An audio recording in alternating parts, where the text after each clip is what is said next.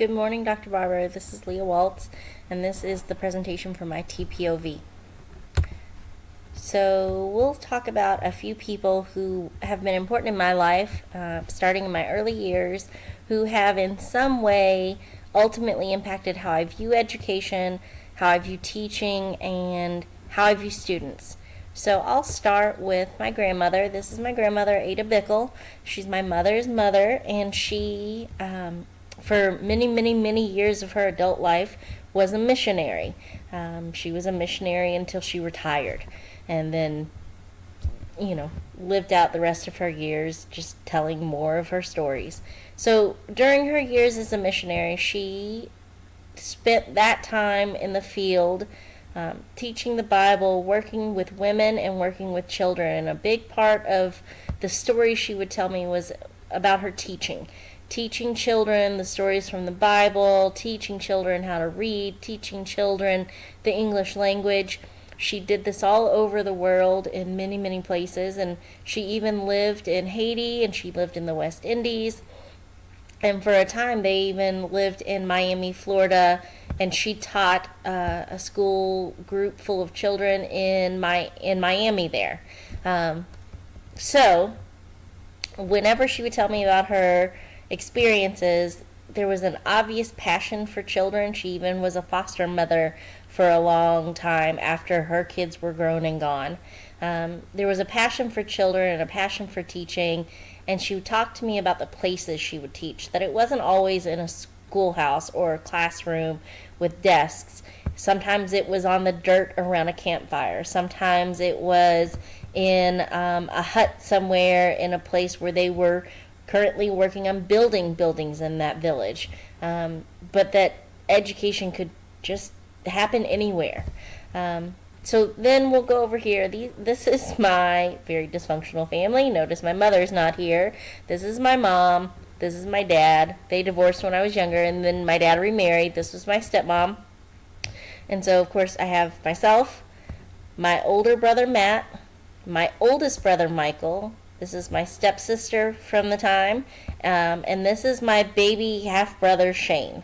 So I'm going to start with my oldest brother Michael. Michael is 9 years older than me, and his educational journey, unfortunately, is very different from my own. He was a high school dropout. He got into a lot of fights. He got suspended multiple times. I mean, it was just an ongoing issue that my mom would constantly be dealing with, and ultimately he dropped out of high school. Of course, as he got older, his adult life has been a little harder as far as finding well-paid jobs. Now, granted, he's in his 40s now, and he's managed to be mildly successful for his beginnings, and is head of maintenance at a prominent business here in town.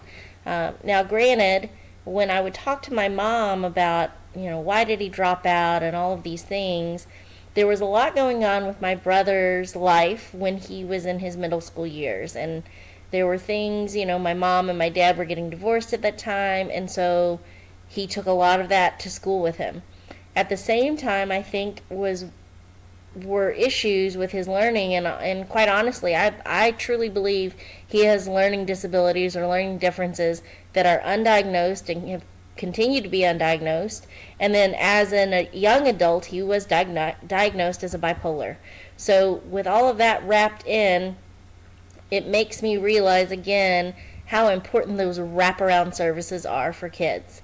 So moving on. This is my brother Matt.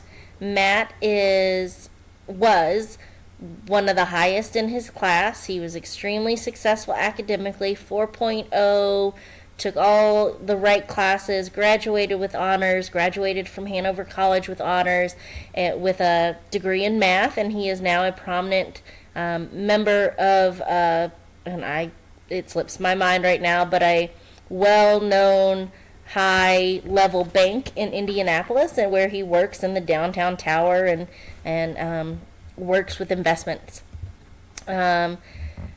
He is what we all hope to have in our classrooms, but he's also not the norm. Moving on, so that's another one of my brothers. My third and final little brother here is Shane. Now, Shane is a lot like my oldest brother, Michael. He struggled in school, was probably a borderline dropout, got into some trouble, things like that. Didn't like school. And I basically threatened him within an inch of his life that dropping out was not an option. And so I forced him to keep going. Now, the good news for him was the school district that he went to in Indiana offered vocational classes. And so in his junior and senior year of high school, he would go to his normal school in the morning, take his English and his math, his core classes that were required, and then after lunch, he would be bused with other students from his school to a vocational school in New Albany. And at that school, which is Prosser, he received his training to be a welder. And as soon as he graduated from high school, he got his, his apprenticeship and got into welding, and within 2 years, had his journeyman's card, was fully licensed and certified, and since he was, 18, 19, 20 years old, he's been making pretty much more than me his entire adult career. So that's another part of the pie that has added to my views. Okay, so now, of course, I've got 2 kids of my own. I have Caleb and I have Lena, and this is my husband. So let's go with my husband. My husband is actually a German-born citizen. He only moved here when he was in his early 20s. He is actually a high school dropout from Germany. He also would get in trouble in school, have issues. His middle school years were kind of difficult for my mother-in-law. He had to be moved to 3 different middle schools because he was getting in so much trouble, and they just kept shuffling him. So that's a part of his history. When he finally dropped out, he became an apprentice in a printing company, did that for several years, made really good money. He would tell me about this, and he made good money, but the issue was he realized he didn't want to do that the rest of his life. So he actually went back and finished his high school certification, which is more difficult, it seems, in Germany than it is here to get a GED, but finished a rigorous 2-year program and then wanted to do something more. So he actually applied and was accepted to a college out in Seattle, Washington. Now, when I met him, he had transferred to a school in St. Augustine, Florida, which is where I was studying for my bachelor's, and we hit it off, etc., etc. He said, I don't want to do any more school after this. I'm just going to finish my bachelor's, get a job, and be done. Lo and behold, of course, now he has not only his bachelor's in business administration, he has a master's in teaching. He teaches elementary school at Goldsmith Elementary, and last year he completed the Spalding Principal Certification Rank 1 program.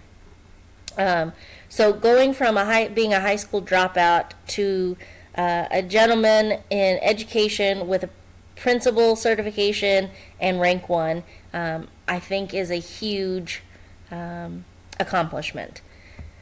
So then we have our 2 kids. This is my son Caleb. He's 9 and he's a 4th grader at Goldsmith.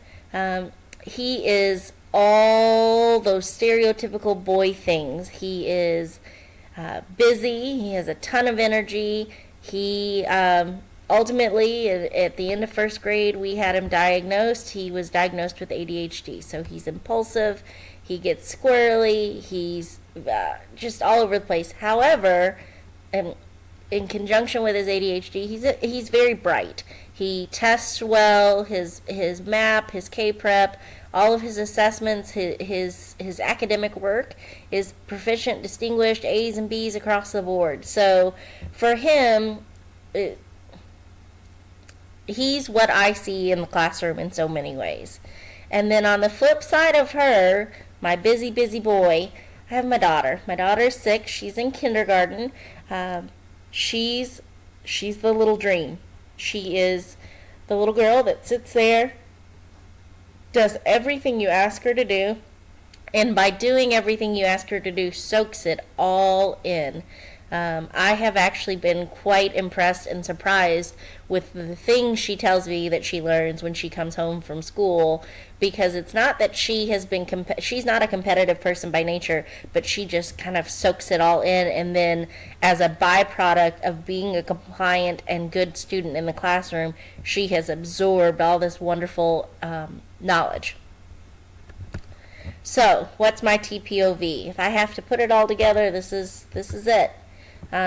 My first part is that success. Success has many definitions, has many paths, has many destinations. So, for me, success is one day being an assistant principal and being a principal, and all of that would come as a product of my many years of hard work in academics, doing my bachelor's, getting my master's to teach, and then of course my principal certification and my rank 1. For other people, that can be extremely different. Success could be owning a home and having a full-time job, and being able to financially support themselves. So, of course, the paths can be extremely different. School, vocational, military, whatever the path is, I think that people have the capability of being successful. It's just that not everyone's success is the same. It all looks different. And then, of course, we all have many different destinations. As you can tell, just looking at my family, we all have different destinations. But I do believe that success is something that can be achieved by all, especially when there's support along the way. Then I have the idea that education, it includes different students, so that that means we have different learning styles in our schools. That education requires different learning environments because of that, and that education doesn't have to be in your stereotypical classroom. That education can happen anywhere. It can be, outside on a mountain. It can be in a field of soybeans if you were talking about agriculture programs. It can be in a mechanics workshop. It can be anywhere. But regardless, whatever the education should prepare students for whatever their future is going to be. Another one here that I have is that educators must grow kids. And in order to do that, we have to love them and support them. We have to know that relationships matter, and by doing that, it will show in how we work with our kids. That we have to care for the whole person. Again, I'm going to come back to my oldest brother. We can't just take care of their academic needs. We can't, and we don't in JCPS. We take care of a lot of other things. Take care of the mental health, take care of the learning differences, take care, of course, of the basics of food and clothing and shelter, and we do so much of that for our kids in JCPS. And then, of course, we also, in order to grow kids, we must provide equitable opportunities for our kids. That not everyone comes from the same foundations and backgrounds, and that some kids need a little bit more to get to the same place that other kids are. And then finally, I have this idea that we have to think about the long term. That when we talk about education, we talk about teaching, we have to talk and think about the untapped potential that we have in our classrooms. That just because they don't start off well and that they have challenges along the way does not mean that they can't go off and do amazing things with their lives. As we are all teachers, we leave a legacy. Our legacy are the kids that leave our classrooms at the end of each year, the kids that leave our schools at the end of each year. They take what we've taught them and they go out into the world. And of course, it's a ripple effect. If we can change values and ideals of the kids in our classrooms, they will carry those things out with them into the world, and maybe as they have kids of their own, they are teaching their kids those same ideals and values. So it is a ripple effect, and we never know where that's going to end. So that's pretty much it, and the long and short of it. I'm a little long-winded, but this, I guess, would be my TPOV, and thank you very much for listening today.